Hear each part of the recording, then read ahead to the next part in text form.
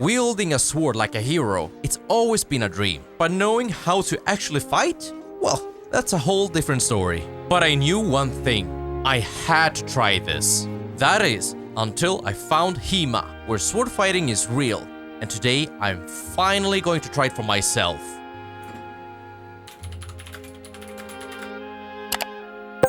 And just like that, I was on my way.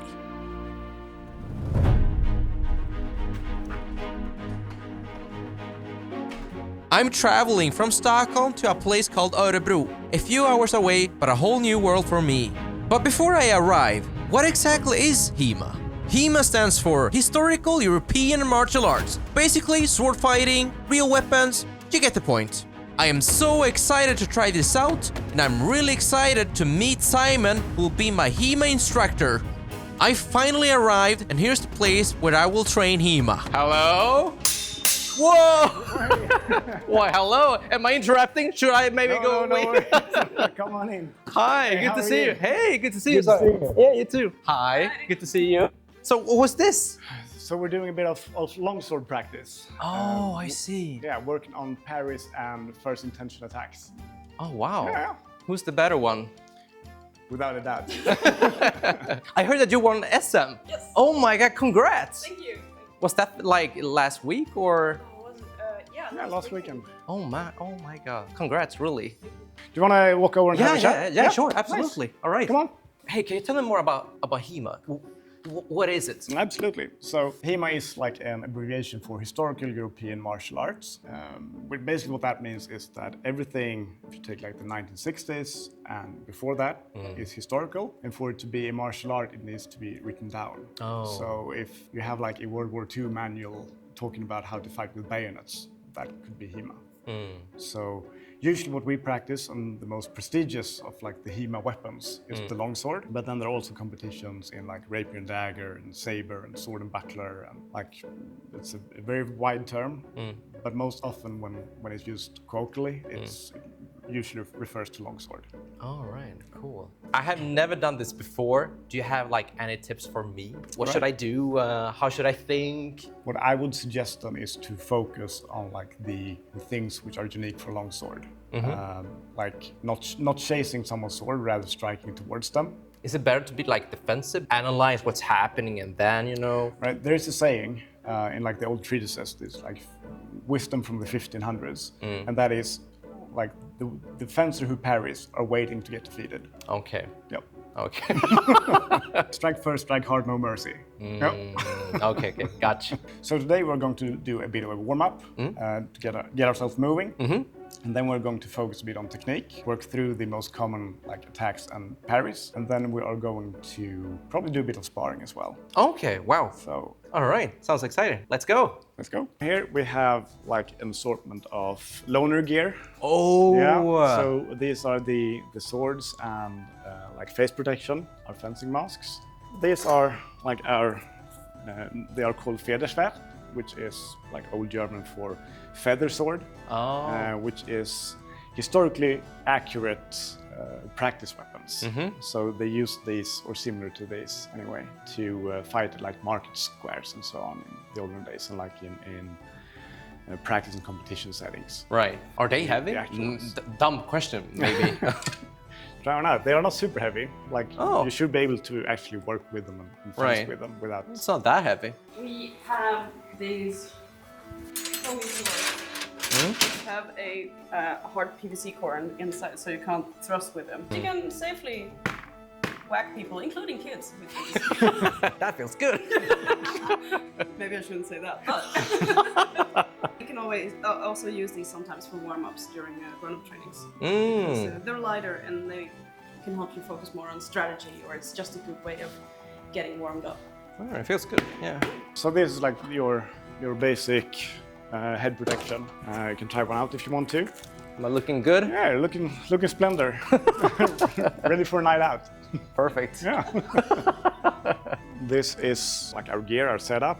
Yeah. The first couple of shelves are loner gear, and then it's like our personal gear and our personal swords in the bucket of swords. Oh, okay. If you want to try it out? Yeah, sure. Yeah. Is it heavy? Yeah, a bit, not too much. Whoa, yeah, it is a bit. It gets a bit moist in there after a while.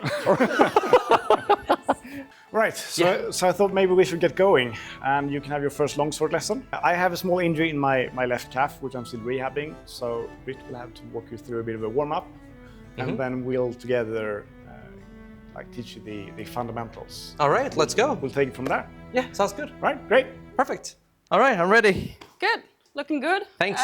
First things first, bit of a warm up. Yeah. So we will start by just jumping, as if you're jumping with a jump rope, but without the rope. Okay. Before facing my mentor, I had to face the warm-up, and that alone was a battle.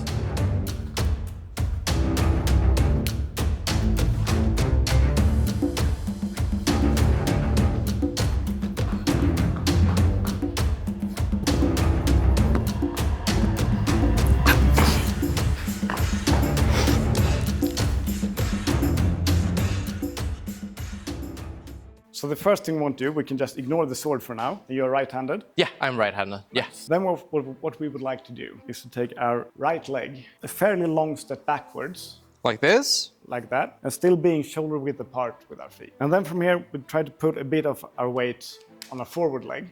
So that should give us like a bit of like almost an action pose. The first step we're going to take is the passing step, Okay. which means we're going to take our hind leg and pass it in front of our lead leg. So basically the same thing as with the other leg? Yeah, Okay. exactly. And when we're doing that, I want to take the direct path, and I don't want to be doing any No, that's typical karate. theatrical Yeah, or yeah. And we can work on this line. Okay. Yeah. And just passing through and passing through. Yeah, looking good. Perfect. So, left foot forward. And Yeah. what we're going to do now is the opposite of the passing step, which is the adjusting step, Okay. which is going forward. I'm going to extend my hind leg Right. and push this leg forward. And then I'm going to follow. We want to shoot ourselves forward. Oh, yeah. Okay, got it. Make sense? Makes sense. Like that? Is that better? That is better. Okay. Same thing going backwards, but Yeah. then we instead extend our forward leg. Yeah, good. And this is why it's very important to like bend at both knees, to have like a bit of like a wide stance. Because if you're up here, it's very hard to push yourself in any direction. You need Right. to be working with like a bit of slack. Right. So now we get to pick up our swords. Yeah. And what we're going to do first, we're mostly going to be working through two of the guards today. Okay. And it's the high guard, which is I'm putting the sword on my shoulder with the cross guard in my armpit, putting my right hand close to the cross, and my left hand is grabbing the pommel. Okay. So I like to like even put my little finger underneath. Underneath, yeah. So from here, what would be like the thing which makes the most sense to do? I mean, I'm not sure if I should attack right now. Maybe, yeah. This is very good guard for going. Right. Yeah. And hitting someone in the face. Right. So this is the high guard. It's called vom Tag, from above, Tag. from the roof. So from here we're going to do exactly that. Yeah. We're going to take a passing step, and we're going to let the sword go down towards our hip, Like that? like so. Okay. And we can reset, and same thing again. Whoosh. Whoosh. Ideally, where would you like to strike me? Where? Yeah, On the head, maybe? right? Makes sense. Something which happens fairly often for first-timers or beginners is that they extend here, right? And my head is not here. Right. My head is here. So I'm just going to be a bit of a target, and you do the same thing, and I'll be backing off. But then Okay. you can aim towards my mask, and I'll try to not to get hit. So same thing again. And again. And I still feel like you're hitting me here, right? Right, I did. Yeah. I did. And one more. That's better. Better. Nice. Some feedback? Should I like stop a bit earlier maybe, or? I think you're doing a lot of things good right now. The one thing I would say is that when competing or sparring, I want to have like a very small profile. So I like to bring in my elbows and like to bring my hands close to my body and also have everything facing forwards. When you start to overturn a bit, like you don't gain a lot of power. No. Right. But that compared to like this is quicker and it's less exposed. Like if you're out here, like this arm is an easy target. So I would say go a bit smaller. Right. Okay. You can bring this elbow in. Right. There you go. Right. Okay. Looking like a fencer. Yes. Perfect. Thank you. Boom. Nice. That's better. That was better. Okay. That was really good. And elbow in. And an elbow in, right? And then. Was that okay? That's a bit low. Nice. That was better. So this was the high guard from tag. Yes. And now we are going to work on the second of the two most common guards. We're going to switch foot forward. So we're going to bring our right leg forward. And we're going to bring the pommel down towards our hip. And this is called the flog. Or Which means? Which means the plow. Okay. Like we're plowing a field here. And this is a very good guard for, do you have any guesses? I'm not sure. Or is that like, oh, that's for... It's good for thrusting. Okay. And it's also good for parrying. But we're going to start out with thrusting from here a bit. So we're going to be in the flow position or flow guard. And we're going to extend our arms. And when we're here, we can do a small adjusting step. So I'm from here. We want to extend both our arms. Yeah. And the point moving forward. Like that? And now we take a small adjusting step. And again.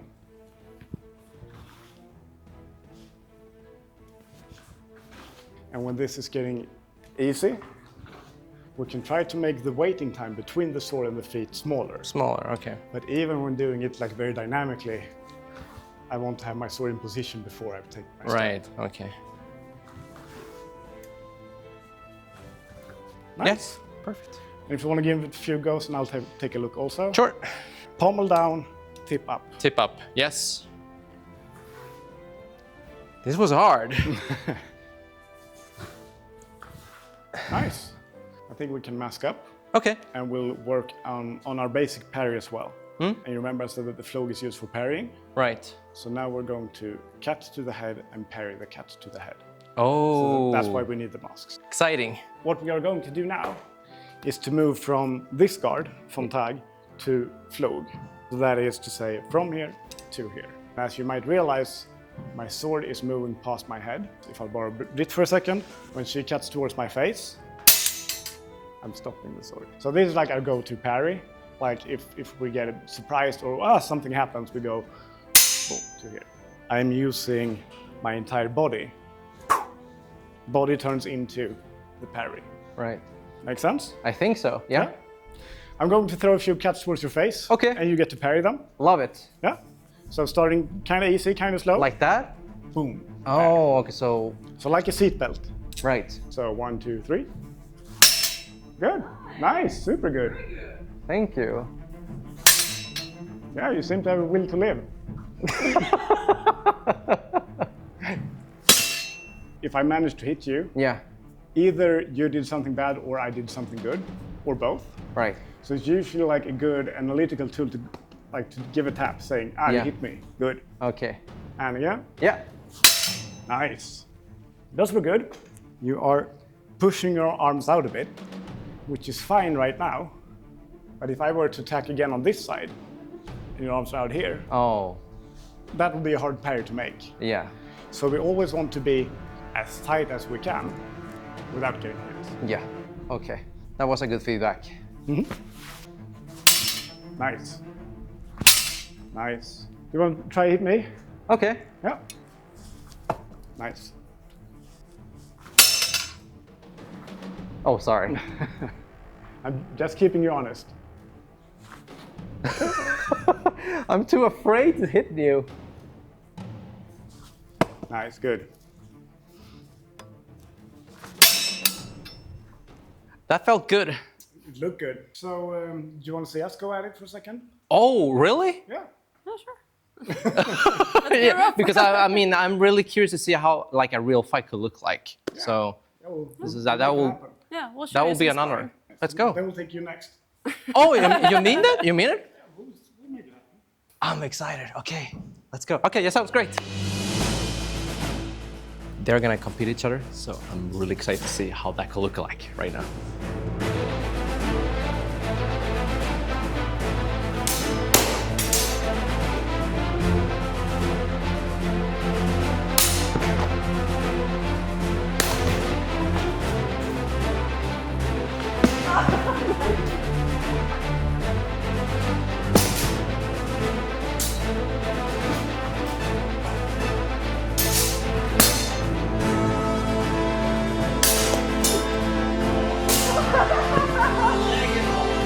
And then it was finally my turn to fight against Simon, who's been training for years against a total beginner.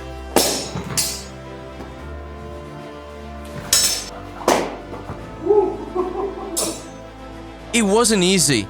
He landed hit after hit, fast, precise and brutal. But I didn't give up.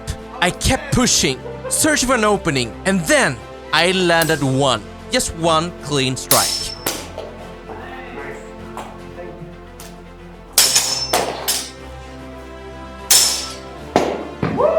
Nice.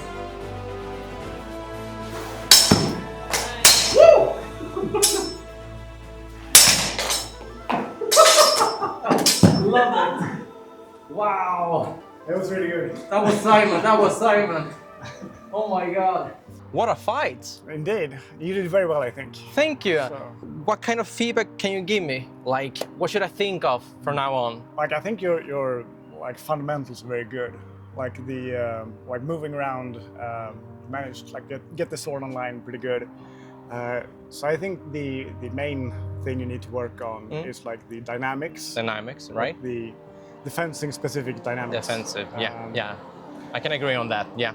So when we sparred, and of course there is quite a bit of an experience gap. Yeah.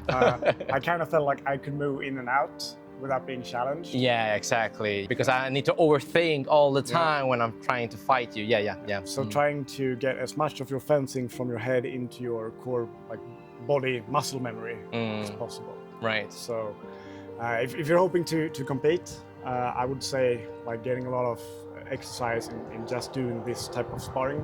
Where can I do that, for example? Where can I compete?